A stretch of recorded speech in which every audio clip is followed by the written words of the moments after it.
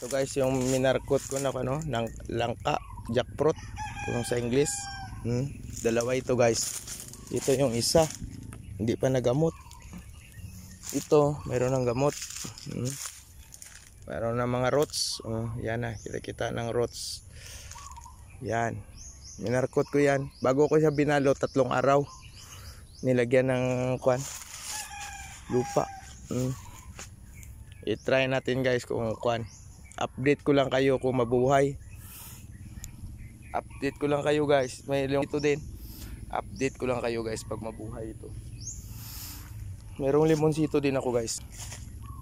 Ito guys yung mga markot ko na limonsito. Una yung langka, yung jackfruit. Ito yung pangalawa ko. Yung langka. Ito yung mga minarkot ko dito.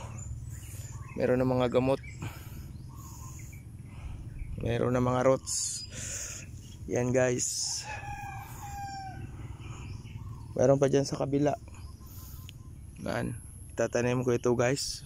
Para dumami ba. Katuwaan lang. Pero marami na siyang ugat guys. Nandoon guys. Marami na siyang ugat.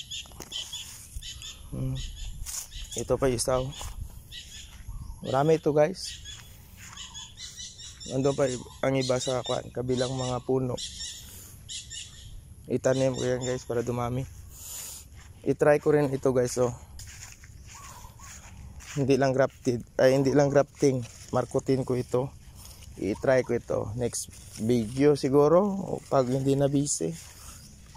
Diyan mag-try din ako sa ibang durian na kung pwede bang mamarkot. Basta nangka na markot ko na guys. Thank you for watching. Enjoy and be safe always guys.